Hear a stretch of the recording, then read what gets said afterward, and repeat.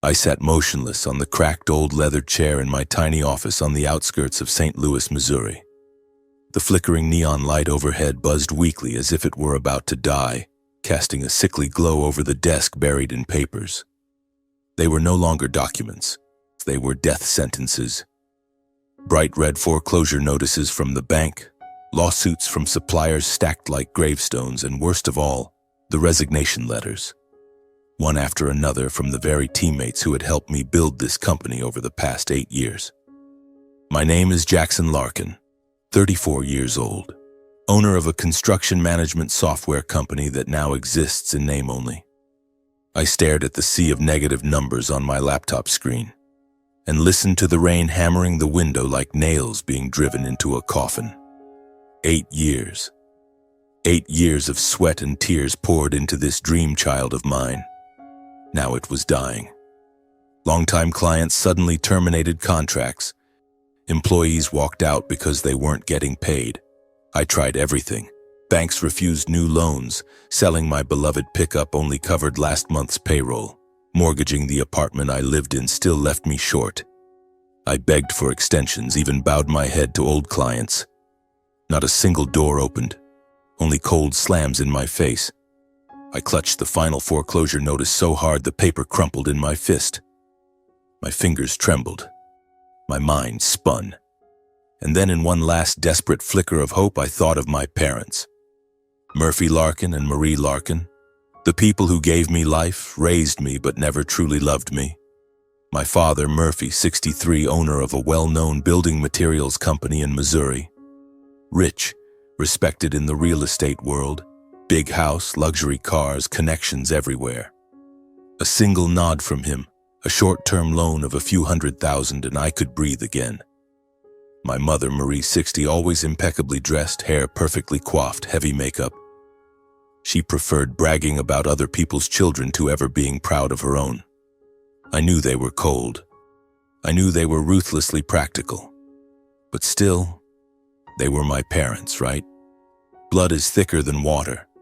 I told myself that as I drove my beat-up replacement car to the supermarket and picked out the most expensive fruit basket. Glossy grapes, bright red cherries, fragrant mangoes wrapped in sparkling cellophane. I stood in front of the store mirror, straightened my tie, smoothed my hair, and whispered to my reflection, "Just lower yourself a little. They'll help." Their house sat in the wealthiest neighborhood in the city. A white European-style mansion, tall iron gates, manicured gardens. I rang the bell, heart pounding. The maid opened the gate and looked at me with faint surprise. It had clearly been a long time. My mother came to the door, red lips curving into a stiff smile. "Oh, Jackson, we haven't seen you in ages." My father sat sprawled on the living room sofa, eyes glued to the financial news, remote in hand, not even glancing up when I walked in. I gently set the fruit basket on the glass coffee table. It made the slightest clink. Dad shot an irritated glance over as if that tiny sound had disturbed him. I forced an awkward smile. "I brought these for you, the best they had." Mom flicked her eyes at the basket, frowned slightly as if it were nothing special, then adjusted the table runner and wiped an invisible fingerprint off the glass. Her familiar way of showing displeasure without saying it outright. Dinner was served. Sizzling steaks, fragrant pepper sauce, red wine shimmering in crystal glasses. They ate slowly, elegantly. I could barely swallow, my heart was racing. I waited until dessert before daring to speak, voice soft and shaking. "Mom, Dad, there's something I need to tell you. My company is in very serious trouble." I told them everything. Clients pulling out, partners betraying me, cash flow dried up, bankruptcy just weeks away. I couldn't look them in the eye. I just stared down at my plate of cake. The silence was chilling. Then my father gave a dry, mocking laugh that cut straight through my chest. "Trouble? What exactly have you ever accomplished worth calling trouble?" He set his knife and fork down with a sharp clack, eyes ice cold. "I told you years ago. Stop dreaming about that software nonsense. Get into construction like me. That's the only safe path. And look at you now, collapsed and running home crying to mommy and daddy." My mother jumped in, voice shrill as always. "Other people's sons start companies at 25 and make millions. You're 34 and you've driven yours into the ground. I'm embarrassed in front of my friends, Jackson." I tried to explain, voice breaking. "I've done everything I could. I just need a short-term loan. I'll pay it back as soon as—" "Pay it back?" Dad burst out laughing, tapping the table. "You think I print money? I'm not throwing cash into your black hole. Only incompetence let a company crash this badly." Mom nodded, glancing at the fruit basket like it was trash. "Son, you're grown now. Take responsibility. Don't drag the whole family into your mess. And I've heard you still owe your employees their wages? How shameful." I dropped to my knees, literally. Right there in their elegant dining room, tears streaming. "Dad, Mom, I'm sorry. I just need one last chance." My father stood up and pointed at the door. "Get out. I don't have a failure for a son." Then he grabbed the fruit basket I had so carefully chosen, turned it upside down. Cherries, grapes, apples rolled and scattered across the cold marble floor with a sickening clatter that hammered into my skull. "Get out of my house before I call security," he growled, face flushed with rage. I rose on shaking legs and walked out. The rain was still pouring. I had no umbrella. Rainwater mixed with tears ran down my face. I drove home through the pitch-black night, gripping the steering wheel until my knuckles went white. My heart felt crushed in someone's fist. My last hope had gone dark. The people who should have been my strongest lifeline had just pushed me off the cliff themselves. I returned to the apartment. The moment I opened the door, the familiar musty smell rushed out, the scent of a place that had long since lost any trace of warmth. I didn't turn on the light. The darkness swallowed the room, perfectly mirroring the weight crushing my chest. I slid down the wall and sat on the cold floor, back against the peeling paint, head bowed between my knees. I couldn't even cry anymore. My tears had run dry a long time ago. The silence was so complete I could hear my own heartbeat pounding in my ears. Then, out of an old childhood habit, my eyes drifted toward the small bookshelf by the window. There, among dusty technical manuals and a few faded photographs, stood a little walnut frame, its finish worn silver with age. I reached for it in the dark, fingers trembling as they brushed the dust-covered glass. In the photo, 3 people beamed at the camera. An 8-year-old me, hair cropped short, grinning wide, with the ridiculous gap where my 2 front teeth had just fallen out. To my left, Grandpa Leonard Larkin, silver hair gleaming, eyes squinted in laughter, his arm clamped around my shoulders as if afraid I'd fly away. To my right, Uncle Ben Davenport, the big man with the gentle smile, throwing up a victory sign like he'd just won the Super Bowl. Just looking at that picture, an entire sky of memories came crashing back so hard I had to grip the wall to keep from collapsing.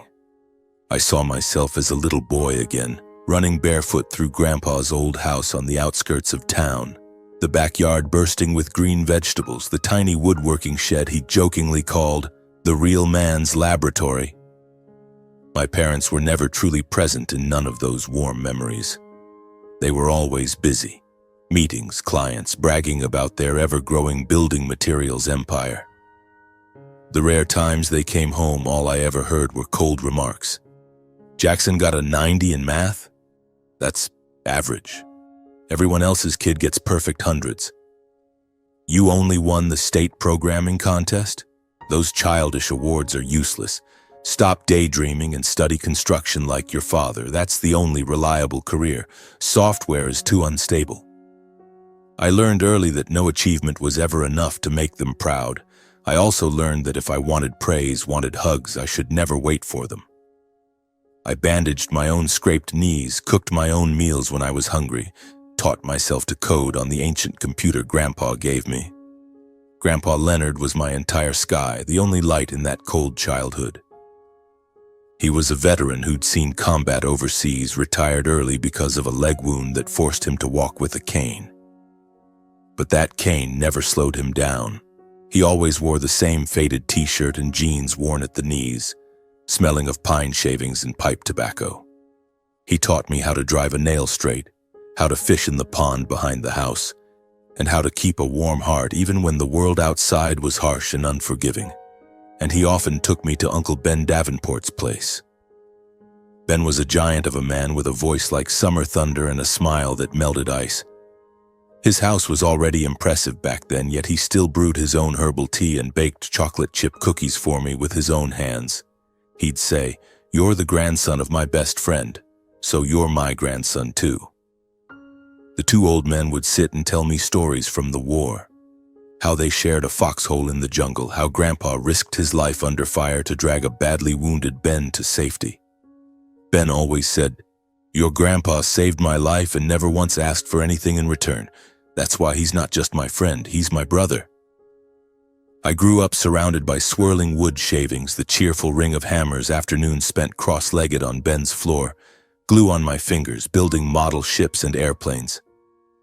Uncle Ben taught me, whatever you make it right, even if it's just a tiny chair. I'll never forget the day I snapped the propeller off a model plane and burst into tears, terrified of being scolded. Ben just smiled, ruffled my hair, and said, "Broken? Then we make it again, son. A real man isn't someone who never fails. He's the one who starts over, second time, third time, until it works." Time passed. Everyone got busy in their own way. I saw Uncle Ben less and less. Visits to the workshop grew rare, long talks with Grandpa became irregular. But whenever Ben did appear, his smile and warmth were exactly the same as always. Their friendship never changed, not even a little. To them, money and status meant nothing compared to the bond forged in life and death moments. They truly were family. Those years were the only warmth in my otherwise cold childhood. Then Grandpa died. Lung cancer. He was gone in 3 months. Before he closed his eyes for the last time, he gripped my hand with surprising strength and rasped, "Jackson, if one day you fall into the deepest pit with no way out, go find Uncle Ben. He won't turn his back on you. I trust him more than my own life, so I trust he'll treat you like his own son." I nodded through sobs, but I was young, thought I was invincible, believed I'd never need anyone's help. Life swept me away. College, startup, company, pressure, deadlines, all-nighters. Visits to Uncle Ben dwindled. Christmas cards grew scarce, birthday calls stopped.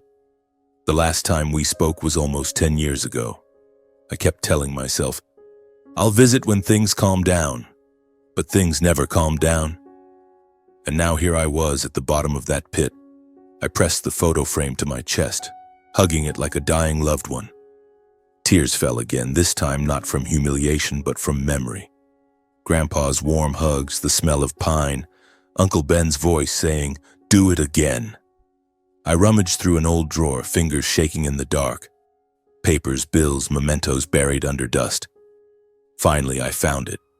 A business card yellowed at the edges, but the letters still clear. Ben Davenport, Chairman and Founder, Davenport Group. Real estate, infrastructure, investment. Below in Grandpa's shaky blue ballpoint pen, the phone number he had written with so much love and hope. I ran my thumb over the card again and again, terrified it would vanish.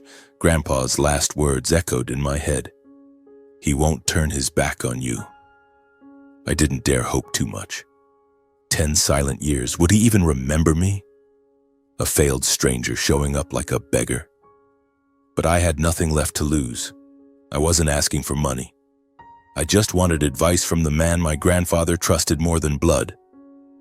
I set the card on the table and stared at it for a long time in the darkness. Outside, the rain still poured, wind whistling through the broken window. Yet for the first time in weeks, a tiny spark flickered in my chest. Not grand hope, just a fragile warmth. Maybe one door hadn't slammed shut yet. Maybe there was still one person in this world who had never turned away from me. I closed my eyes, pressed my forehead to the old frame, and whispered, "Grandpa." I'll try. I'll call Uncle Ben. And if he turns me away too, at least I'll have kept my promise to you until the very end. I sat there until almost dawn, clutching the photograph and the business card, holding on to the last bit of warmth my childhood had never truly abandoned me with. I don't know how long I sat there. Only when the first pale light of dawn slipped through the torn curtains and fell across the cold floor did I snap out of it and realize the night had passed. My whole body was stiff from staying in one position too long. I forced myself to stand, took a deep breath, picked up the phone and dialed. Each ring felt like a blade slicing into my heart. 1 ring, 2, 3. I closed my eyes, bracing for the recorded voice saying the number was no longer in service. But then someone answered. It was Uncle Ben's voice, deep, warm, calm, exactly the same as in my childhood memories. "Who's this calling me?" I choked. My throat locked up. It took forever to get the words out. "Uncle, it's me, Jackson Larkin, Leonard Larkin's grandson." A brief silence. Then his voice broke with joy and emotion. I could hear the tremble. "Jackson? My God, little Jackson, I thought you'd forgotten your old uncle. How are you, son?" I almost started crying right there on the phone. His voice was still as warm as ever, unchanged. No blame, no distance, just pure happiness, like he'd just found a piece of himself that had been missing. After a few quick greetings, I drew a deep breath and said, voice shaking, "Uncle, I'm in really bad trouble. My company is about to go bankrupt. I don't know what to do anymore. I'm not asking for anything, and I just need your advice." There wasn't a second of hesitation on the other end. "Come to the house tomorrow morning. Same address. I'll be waiting." I hung up and sat frozen, phone still pressed to my ear. I couldn't believe what I'd heard. He didn't ask questions, just one sentence. "Come, I'll be waiting." The next morning I put on the only suit I still owned, collar worn thin, got into my rattling old car and drove out to the Missouri countryside. The address he gave was deep in the rolling green hills. 10 years had passed since I'd driven this road. The asphalt was still smooth, pine forests towering on both sides, the air impossibly clean. My heart pounded the entire way. Then the massive iron gates appeared and I nearly slammed on the brakes. Uncle Ben's house had changed beyond recognition. It was now an enormous estate, classic European architecture blended with modern lines, red-tiled roof, natural stone walls, a sparkling man-made lake, perfectly manicured gardens stretching as far as the eye could see. At the entrance, a polished brass sign read, "Davenport Group, Headquarters." I parked, hands and feet numb. The man who once sat on the floor with me gluing model airplanes was now the master of an empire. A guard opened the gate with a polite smile. "The boss is expecting you in the main house, sir." I stepped into a vast entrance hall where my footsteps echoed. Soaring ceilings, a gigantic crystal chandelier, mirror-bright marble floors, the faint scent of sandalwood. I stood there feeling small and out of place like a beggar who had wandered into a palace. Then I heard it, the soft tap of a cane on wood, a sound that tore straight into my heart. Uncle Ben appeared at the top of the grand staircase. He was almost 80 now, hair snow-white, back slightly stooped, but his eyes still sharp and his smile exactly the same as always. He wore a blue plaid shirt, khaki pants and slippers, looking like any old retiree tending his garden. "Jackson, Lord, it's been too long, come here, boy." He leaned on his cane with one hand and opened the other wide. I rushed up the stairs and threw my arms around him. He slapped my back hard, voice thick. "You've gotten thin, son. Come on, let's talk." He led me not to some cold boardroom, but to a cozy living room.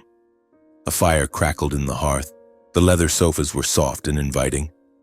And on the coffee table sat a pot of herbal tea and a plate of homemade chocolate chip cookies, the smell exactly like when I was a kid. We talked like no time had passed at all. What shocked me most was that Uncle Ben, the man who used to bake cookies for me, was now known as Missouri's quiet billionaire, head of the mighty Davenport Group, with private jets, a sprawling estate, and thousands of employees. Yet in front of me, he was still the same humble, warm man he'd always been. I told him about my life after Grandpa died, how I'd fended for myself while my parents focused on their business, how I'd built my company from nothing. Throughout the entire conversation, Uncle Ben listened intently to every word. He nodded, his eyes never leaving mine, filled with nothing but sincerity. Not a hint of judgment, not a single frown, not one look of pity.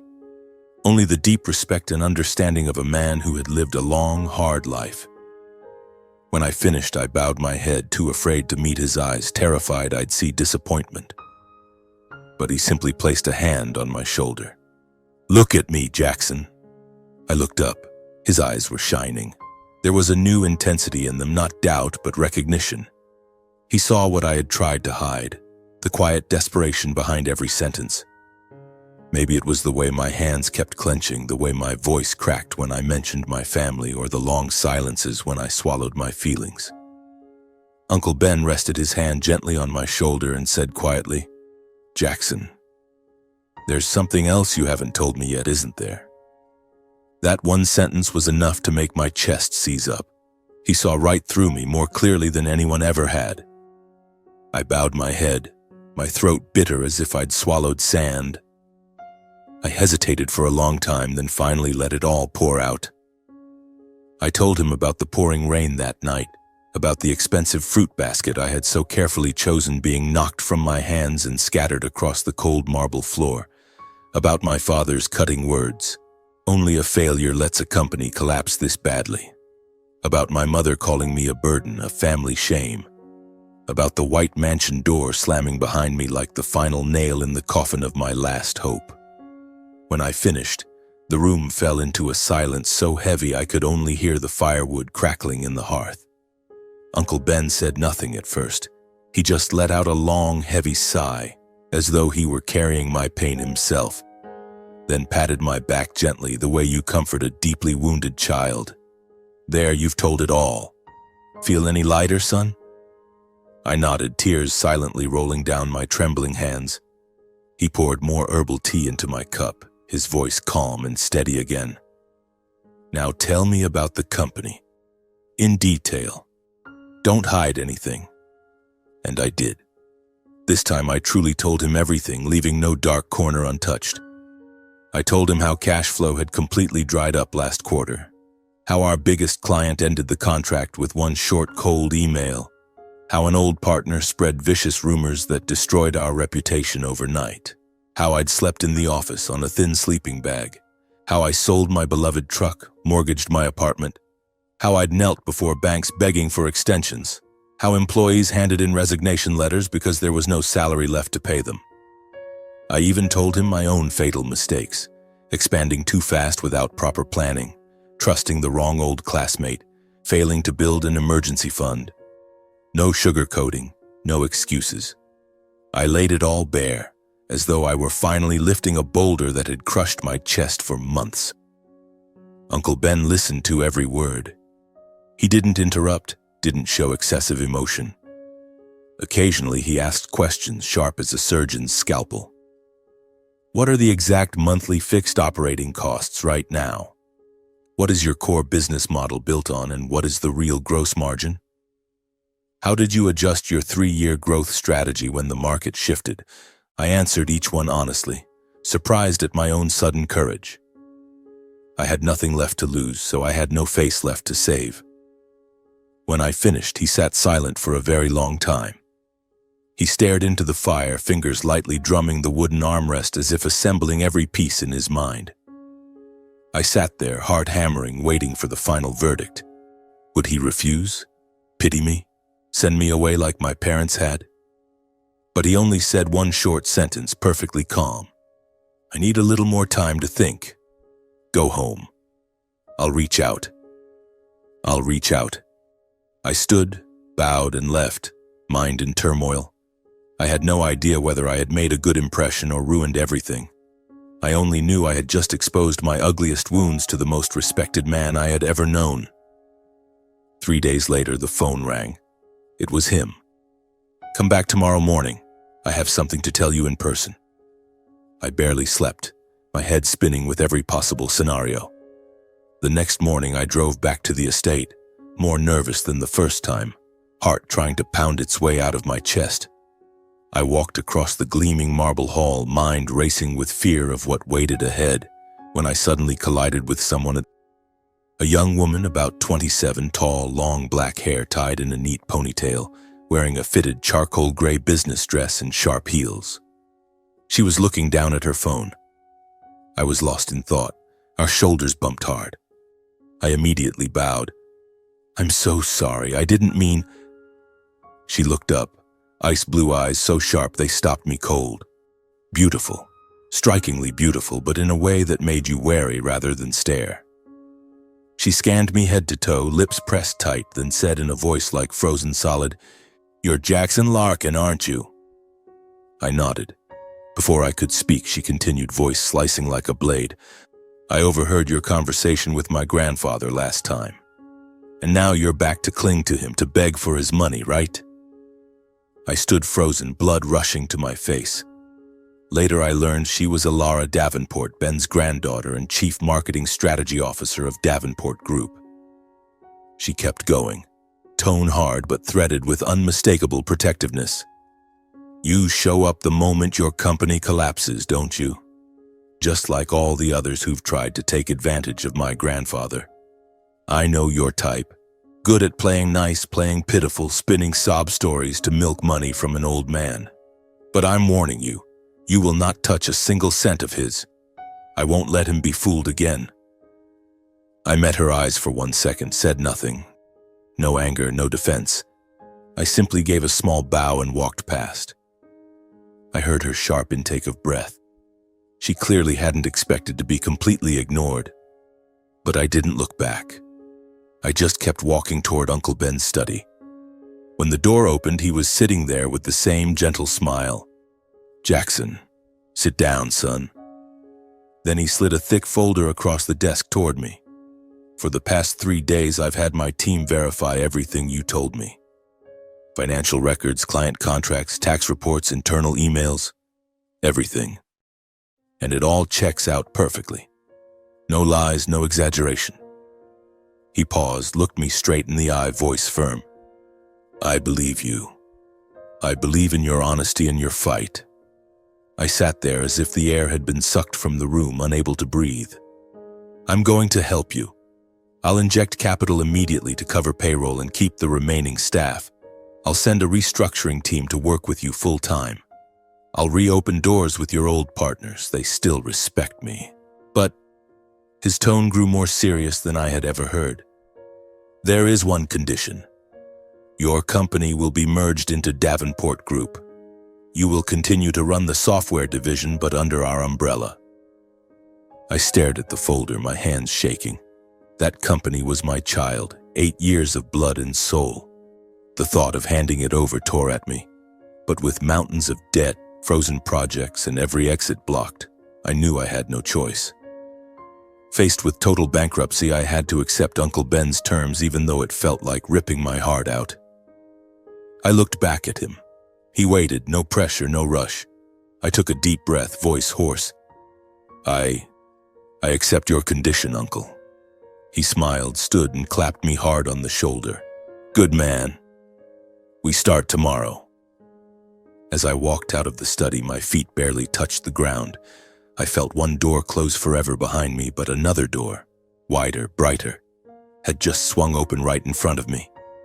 Whatever storms and unknown trials lay beyond it, this was still my only chance to live, my only chance to rise again.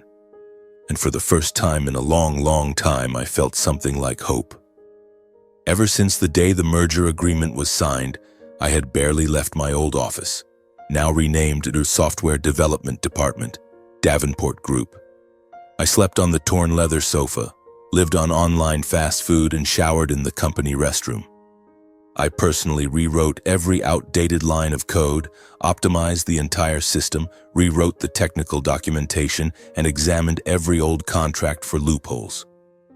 The restructuring team Uncle Ben sent over, 5 highly experienced specialists, watched me work, and shook their heads. "You don't have to punish yourself like this, Jackson." But I did.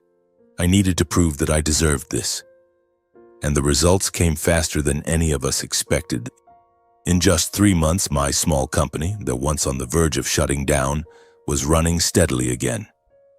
Former clients returned after hearing Davenport Group was backing us. Ex-employees called asking to come back. I accepted them all, even though salaries were still low. Revenue tripled. Profit finally turned green. Uncle Ben even entrusted me with 3 major projects for Davenport Group itself. Smart construction management software for newly developed urban districts. Those projects exceeded every expectation. 30% faster progress, 15% lower costs, and praise from international partners. In just 6 months, the software division under my leadership contributed nearly an 8% revenue growth to Uncle Ben's billion-dollar conglomerate. I began visiting the Davenport estate almost weekly. Sometimes to report, sometimes to ask for advice, sometimes just to sit and drink tea with him. Our conversations stretched from technical topics to life, from the Vietnam War to parenting. He laughed heartily when I told him about the first time an employee hugged me crying because they finally got paid on time.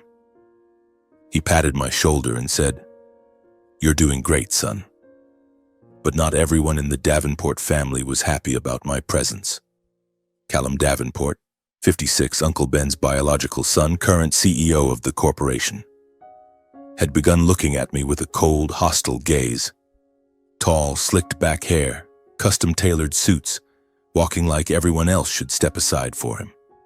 Every time I presented in the boardroom, he sat at the far end with his arms crossed, speaking very little, but his eyes were as sharp as knives. He called me a lucky nobody. And Carter Davenport, 29, the eldest grandson, Callum's son, was even more blatant. A notorious Missouri playboy. Luxury cars, $500,000 watches, women swapped like outfits. Every time I showed up at the estate, Carter leaned against the wall with a mocking smirk. "Oh look, the guy who saved his little crappy company is here again." One afternoon, after a 3-hour meeting with Uncle Ben, Callum blocked my path in the long marble hallway. He stood squarely in front of me, hands in his pockets, voice low and razor sharp. "Jackson, know your place. Don't even dream of squeezing your way into Davenport Group. What you have now is nothing but a tiny bit of success, meaningless in a billion-dollar corporation." Carter stood beside his father, sneering, adding with his usual aggressive tone, "Yeah, you're just playing the obedient grandson to win over my grandpa. Don't think a few successful projects mean you can sit at the same table as my family. I know exactly what you're after. Scraps of pity and opportunity from an old man about to hit the grave." The father and son stood there like they were marking their territory, their voices and eyes trying to force me to bow, to fear them, to back off. I looked straight at them, not angry, not afraid. I simply nodded slightly and said calmly, "Yes, I understand what you're saying." Then I walked past them, not fast, not slow. I heard Carter growl behind me, "That bastard!" But I didn't turn back. I had long been used to pressure and prejudice. Reacting would only make things worse. I chose silence and continued working. Ironically, that calmness of mine only frustrated them more. They were like men punching empty air. The more they swung, the more exhausted they became, while I kept moving forward one steady step at a time on the path I had chosen. That night I sat in my old office, now freshly renovated, staring at the monitor full of green growth charts. I smiled to myself. They could hate me. They could look down on me. But they could not deny the results I brought. And I knew Uncle Ben was watching everything. He hadn't said a word, but I could feel it. He was waiting to see how I would handle the first undercurrents the Davenport family had thrown at me. I closed my eyes and whispered to myself, "This is only the beginning." Here is the full, accurate, and faithful English translation of your text. Time passed so quickly I barely noticed it. Just 8 months after the merger, the software division under my management had become the fastest-growing department in the entire Davenport group. Uncle Ben trusted me more and more. He assigned me bigger and more critical tasks. A comprehensive management system for 3 new urban districts in Texas, an AI platform that forecast construction costs for a European partner, and even a blockchain system to track material origins across the entire supply chain. Every time I presented a new idea, he would simply look at me for a moment, then nod and say, short but firm, "Do it, son. I trust you." He also let me attend every top-level board meeting, meetings that had previously been reserved only for Callum Carter and a handful of major shareholders. I sat at the corner of the long, polished conference table right beside Uncle Ben, presenting numbers, proposing strategic solutions, and listening to the future plans of the entire corporation. Each time I could clearly feel 2 cold streams of air coming from the opposite end of the table. Callum's razor-sharp glare and Carter's mocking smirk.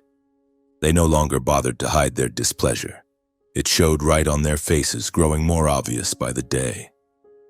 Nearly every proposal I made, Callum would shoot down without hesitation. He sat there with his arms crossed, voice low but sharp like a blade. "Not feasible? Too risky? We don't need to gamble on an outsider's ideas." Carter was far more blatant. He often cut me off mid-sentence, scoffing and throwing out sarcastic remarks designed to humiliate me in front of the entire leadership team.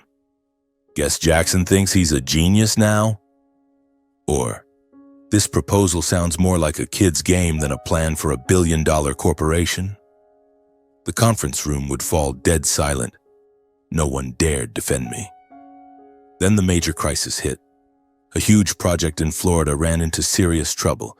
The subcontractor fell behind schedule and costs rose by 12%. Carter, the one in charge of that project, immediately dumped all the blame onto me during the quarterly leadership meeting. He stood up, pointed at the slide I was presenting, voice shrill with hostility. "It's all because of Jackson's management software failing to detect risks early. If he hadn't interfered, the project would have been done months ago." The room grew heavy as lead. Every eye turned to me. I stood up and calmly refuted him point by point, presenting system logs, early warning emails, the very ones Carter had ignored. But no one dared take my side. They feared Callum and Carter, feared losing their positions, feared retaliation. I stood there alone in that vast boardroom, swallowed by a wave of isolation. For a moment I thought I would break. But in those suffocating days of pressure, I unexpectedly found a steady anchor, an anchor named Ilara. After the heated confrontation in the main hall weeks earlier, I thought she would openly despise me. But gradually I noticed she often appeared in the places I went, the hallway leading to the meeting rooms, the back garden of the estate, even the parking garage. At first it was just curt nods, then short questions. "Is the Florida project stable now?" Or, "Have you eaten? You look exhausted." I answered briefly, politely. So did she. But each time she lingered a little longer, her eyes a little softer, the corner of her lips lifting slightly, almost like a smile. I could tell she was watching me quietly, and she had realized I wasn't the money-hungry opportunist clinging to her grandfather that she once imagined. One late afternoon, after staying at the estate working with Uncle Ben until late, I stepped into a dim corridor and saw Ilara sitting on a stone bench in the garden, holding a cup of fruit juice, staring into the dark. I intended to walk past quietly, but she called me, her voice gentle. "Jackson, will you sit with me for a moment?" We sat together under the warm yellow light, silent for 10 long minutes. Then she spoke first, her voice soft yet clear. "I misjudged you. I'm sorry." I turned to look at her. Under the light, she was breathtaking, not cold like before, but with the quiet beauty of someone who was finally opening up, shedding her armor. From that moment, our accidental encounters became intentional ones. She waited for me in the garage, handing me a hot coffee when I worked late. I brought her a hamburger when she skipped lunch after endless meetings. We began talking more, about work, strategy, and the invisible wounds we both carried. She shared the pressure of always having to prove she wasn't just the pampered granddaughter of the Davenport family. I told her about my loveless childhood, about Grandpa Leonard, about the nights I thought I had no reason left to keep living. We never said the words like or love, but we both knew. A gentle yet deep feeling was growing between the two loneliest people in that enormous estate. And that feeling became my greatest source of strength during the days I was being cornered, until Callum and Carter found out. One morning, just as I stepped into my private office at headquarters, the door crashed open. Callum and Carter stormed in without knocking. Carter slammed the door, voice low and furious. "What the hell is going on between you and Alara?" Callum stepped right up to my face, voice cold as ice. "This is your final warning. End it, immediately. Alara, my daughter, is a Davenport. You're not worthy." Carter moved closer, jabbing a finger at my face. "You think dating my sister will give you a way up? Dream on. I'll make sure you're gone from here within a week if you don't back off." I stood up, and for the first time I did not stay silent. I looked directly into their eyes, my voice low but unwavering. Alara is an adult.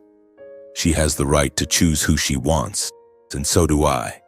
I'm not afraid of losing my job, my position, or anything here, but I will not let anyone insult the woman I love. The air froze. Carter lunged as if to grab my collar, but Callum raised a hand to stop him.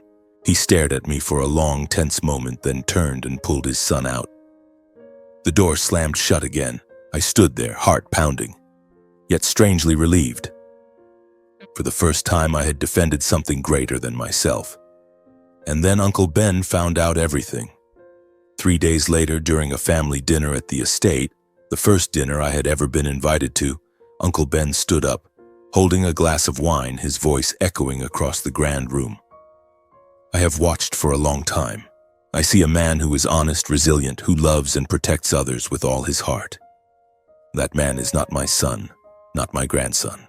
But today I declare before the entire family and the entire leadership team, Jackson Larkin is the one person in Davenport Group whom I trust completely.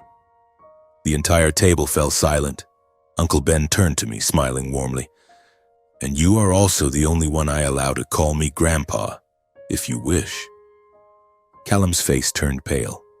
Carter slammed a hand on the table as if to protest, but one stern glance from Uncle Ben made him drop back into his seat. I looked at Alara. She was looking at me, eyes shimmering with emotion. I smiled at her. The storm was still there, swirling around me, but now I was no longer fighting it alone. 3 months after the night Uncle Ben publicly placed his trust in me, everything changed abruptly. His health began to deteriorate at an alarming rate. At first it was just a dry cough, then fatigue. Then he could no longer climb the second floor without gasping for breath. His personal doctor visited and diagnosed a weakened heart compounded by old age. Uncle Ben was forced into complete rest. No meetings, no signing documents, not even stepping into the garden. He lay on the large bed in the master bedroom, looking out at the shimmering lake he had once proudly shown me. I visited him almost every day. I sat beside his bed, held his hand, and told him about new projects, returning employees, and growth numbers. He smiled weakly, his eyes still bright. "Good job, son. Keep going like this and I'll have peace of mind." Alara stayed by his side day and night. She slept on the sofa in his room, cooked soup for him, fed him medicine, and changed cold towels when he had a fever. She visibly grew thinner, dark circles under her eyes, but she never left her grandfather for even a minute. And Callum and Carter, they found every excuse to avoid him. Callum was busy with shareholder meetings, and Carter was in Europe signing contracts. On the rare occasions they showed up, they stood at the doorway for only a few minutes, asked a perfunctory, "How's Dad today?" and left before Uncle Ben could even answer. I saw the pain in his eyes. Pain not from illness, but from the cruel indifference of his own flesh and blood. One day when both Alara and I were sitting beside his bed, Uncle Ben held both our hands. His voice choked. "I'm proud to have 2 wonderful grandchildren like you. You must live happily, love and protect each other, understood? I nodded silently, trying not to let my tears fall. Alara threw her arms around him, sobbing, begging him not to leave her. But age and frailty spare no one. About half a year later, Uncle Ben passed away. The funeral was the most solemn I had ever seen in Missouri. Thousands came to pay respects. Partners, politicians, employees, the press. The casket lay in the grand hall of the estate, draped in white flowers. I stood beside Alara throughout the ceremony, holding her hand tightly. Callum and Carter wore black suits, expressionless, greeting guests as if attending a formal reception. Not a single tear. The tension between the Davenport family and me was thick as tar. The way they looked at me, as if they wanted to devour me alive. Right after the funeral, I received a call from Uncle Ben's personal lawyer. It was Mr. Henry Lawson, who had worked with him for 40 years. "Jackson, you must be present at the will reading tomorrow morning, 9 a.m., main conference room." I froze. Why me? Why would an outsider be summoned? The next morning, I arrived on time, dressed in a black suit, my head pounding with questions. When I pushed open the conference room door, Callum and Carter were already there, faces dark with fury. The moment they saw me, they charged toward me like two wild beasts. Callum pointed straight at my face. "What the hell are you doing here? Get out!" Carter roared, "You fraud! You have no right to be here."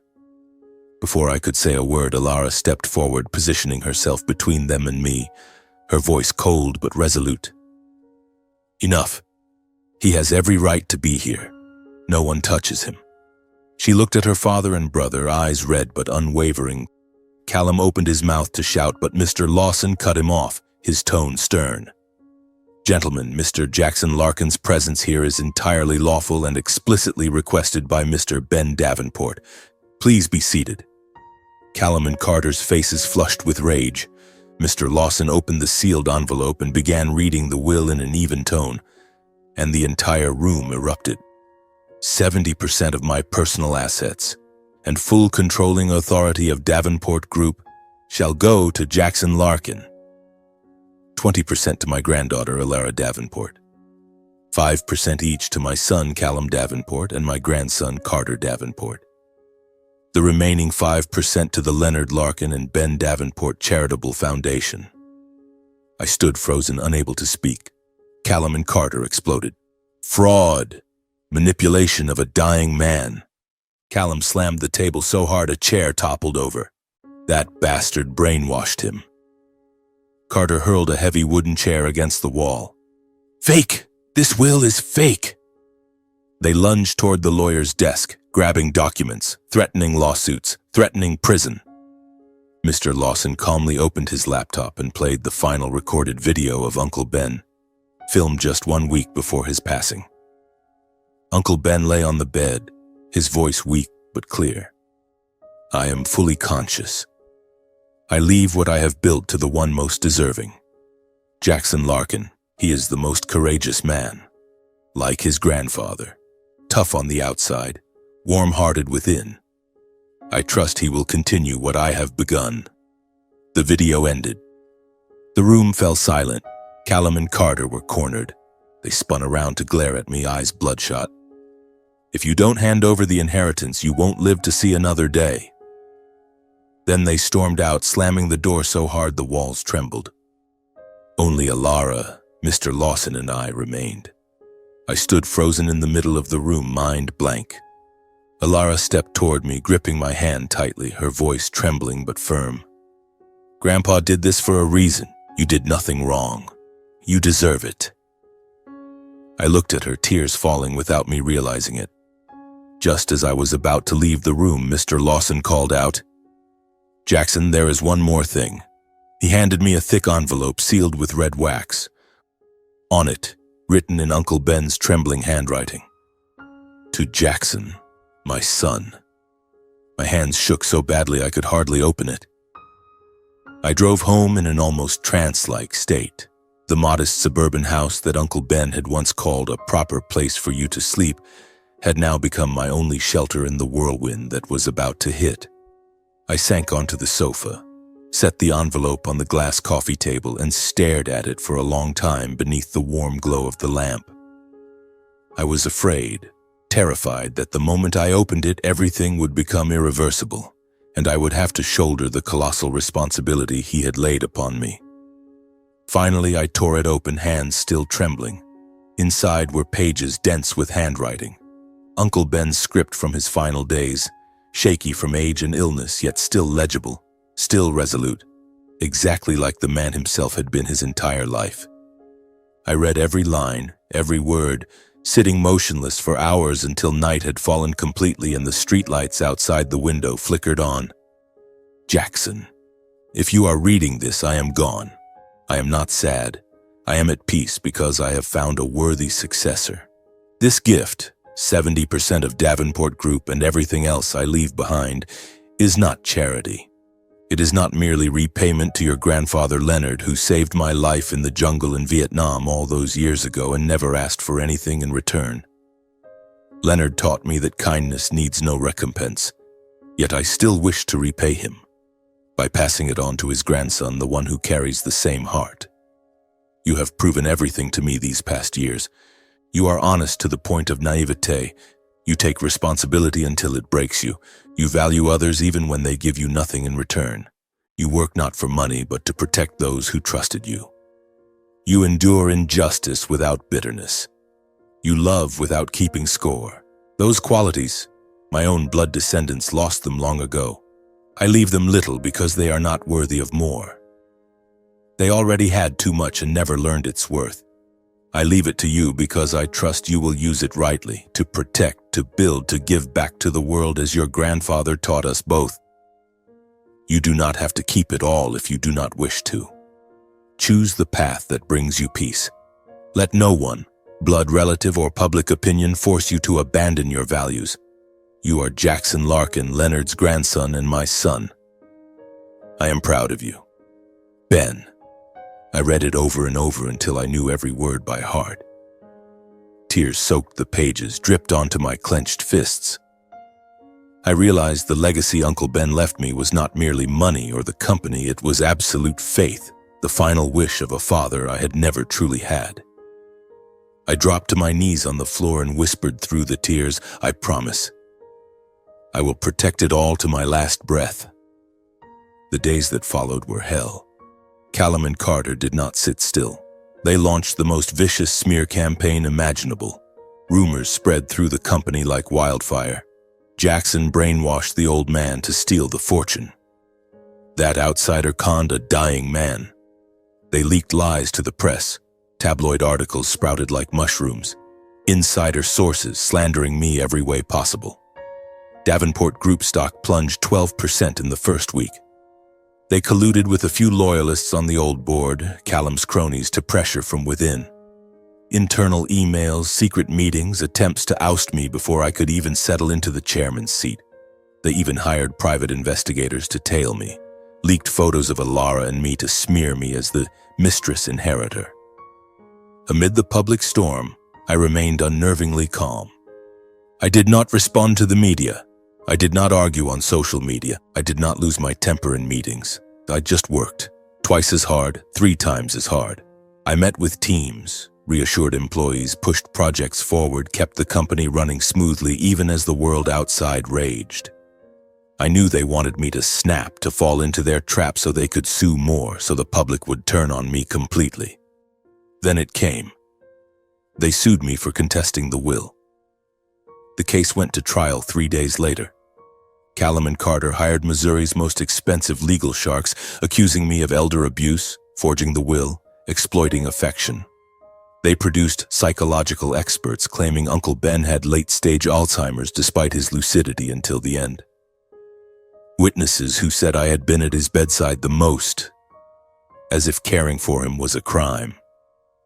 I sat in the defendant's chair, back straight, eyes fixed on the judge. The opposing counsel read charge after charge, presented evidence they thought would bury me. But I did not flinch. The more I listened, the calmer I became. They wanted to see me break.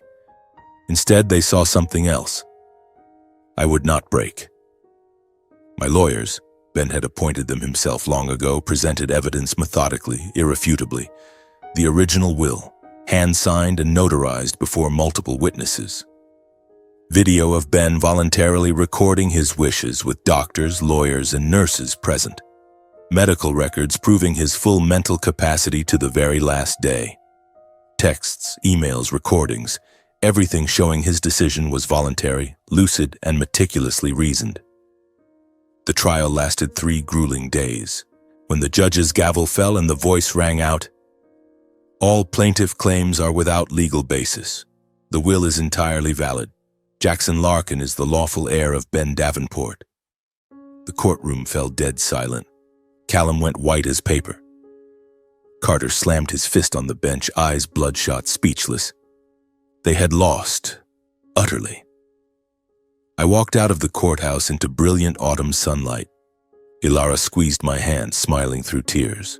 Reporters swarmed, flashes blinding, but I said only, "I will carry forward what Mr. Ben built, exactly as he wished."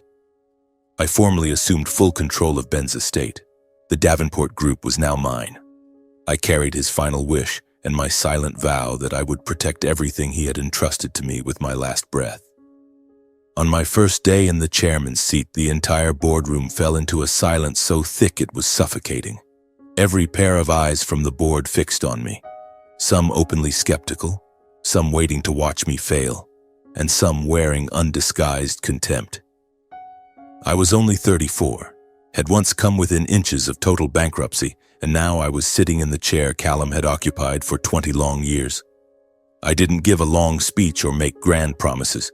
I simply opened my laptop, projected the first slide onto the big screen, and said, calm and firm, "Ladies and gentlemen, starting today, we do things differently."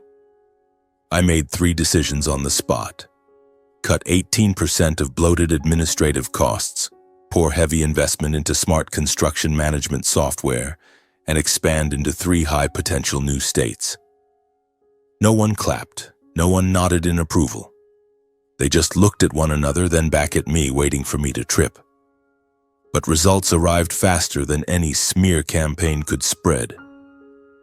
In the very first quarter under my leadership, group-wide revenue rose 22%. Major Texas projects finished 2 months ahead of schedule with profits exceeding 40%. The AI project in Europe landed a long-term contract from a marquee client worth double the original projection. Numbers don't lie, and they spoke for me. The board began to shift. Skeptical stares slowly turned into respect. After one meeting, a major shareholder who had once been close to Callum pulled me aside in the corridor, voice hoarse with emotion. "You're doing damn well, Jackson. Ben picked the right man." I only smiled. I didn't need empty praise. I just needed them to see I wasn't some usurper. I was the one who actually wanted to take the company higher. My bond with Ilara grew deeper than ever. After long, tense days of meetings and facing lingering public whispers about the outsider who lucked into an inheritance, I would come home to find her waiting with a simple dinner. Just homemade pasta and a bottle of red wine. She would wrap her arms around me from behind and whisper, "You must be exhausted today, aren't you?" We no longer talked much about painful pasts anymore. We talked about the future, the house we'd build by the lake, the children who would grow up surrounded by real love, the trips we'd take just to watch sunrises together. She became my greatest emotional anchor after everything the family had put me through, and I became the safe place where she could finally heal the wounds her own family had left. Seeing the positive changes in the company, Callum and Carter gradually realized the grave mistake their greed and envy had caused. One drizzly afternoon, they showed up at my office unannounced. Callum walked in first, hair much grayer, eyes sunken from months of sleepless nights. Carter followed, the old cocky playboy arrogance gone, replaced by exhaustion and genuine remorse. They stood there without sitting, and Callum spoke in a raspy voice. "Jackson, we came to apologize." I stayed quiet and let them continue. Carter bowed his head, voice trembling. "We were wrong. Wrong from start to finish. Greed and jealousy blinded us. We did everything we could to hurt you simply because we couldn't accept that Dad chose you over us.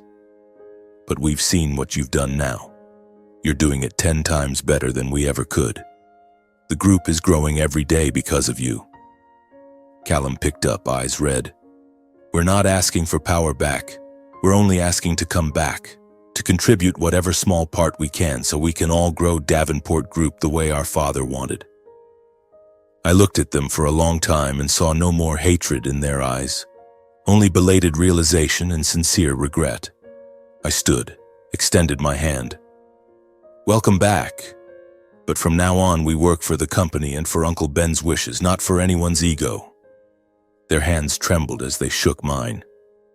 From that day on, the Davenport family truly changed. Callum took charge of the traditional real estate division with all his seasoned expertise. Carter was given international marketing. He worked like a man possessed to prove himself. We met weekly, argued fiercely but fairly, and respected one another. There was no longer any outsider or insider. There was only family, one family with me at the helm, guiding us all into a new and promising era. Yet life still had one final test in store for me. One beautiful morning, my assistant announced unappointed visitors. Murphy and Marie Larkin, my biological parents, stood in the company lobby dressed neatly but with anxious eyes, clutching a thick folder of documents. They looked at me, forcing awkward smiles. "Jackson, son, it's been a long time." I invited them into my private office and closed the door. They told me about their failing construction materials company, now on the verge of bankruptcy due to poor management, reckless expansion, and mountains of debt. They begged me to save them, just a short-term loan, a merger, anything I could do. They justified themselves, voices shaking. Back then we were truly desperate. We had no other choice. We didn't want to drag you into that mess. We regret it so much now. You're our son. Blood is thicker than water. I studied them for a long while, seeing every worried wrinkle, every calculating glint in their eyes. I saw the same insincerity and selfishness I remembered from years ago. They weren't apologizing for throwing me out into the rain that night. They weren't apologizing for calling me a disgrace. They were here only because I was now the head of Davenport Group, because I had succeeded. I stood, my voice calm but colder than I expected. "You chose your path long ago. You chose money and reputation over your own son. Now I choose mine. I choose the real family who stood by me when I had nothing. I'm sorry, I can't help you." They stammered, pleaded, cried, tried to grab my hands. I called security and had them politely escorted out. When the door closed, I stood at the window and watched them leave the building in despair, shoulders slumped, steps heavy. I didn't feel pain anymore. I felt only immense relief, as though I had finally set down a burden of rejection I had carried for over 30 years. From that day on, I cut all contact. No calls, no messages, no looking back. I poured myself like never before into the future, into the ever-growing Davenport Group, into Alara, the woman who chose me when the whole world turned away, and into the new life Uncle Ben had trusted me to live. The years that followed unfolded like a beautiful dream I had never dared to imagine. Under my leadership, Davenport Group truly entered its golden era.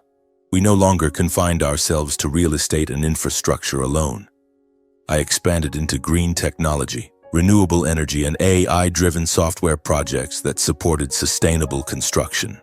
The strategies I implemented, focusing on people, on responsible innovation, on giving back to the community, quickly propelled the group to new heights. Revenue doubled, stock prices reached all-time highs, and the Davenport Group became a symbol of sustainable growth in America. The press called me the perfect successor. I only smiled. I knew it was all because Uncle Ben had been right to place his final trust in a kid who had once been so desperate he saw no way out. One spring afternoon, beneath cherry blossoms in full bloom in the mansion garden, Ilara and I held our wedding. Nothing extravagant, no thousands of guests, just a few dozen of the people closest to us, my old team from the days when my tiny company was on the brink of collapse,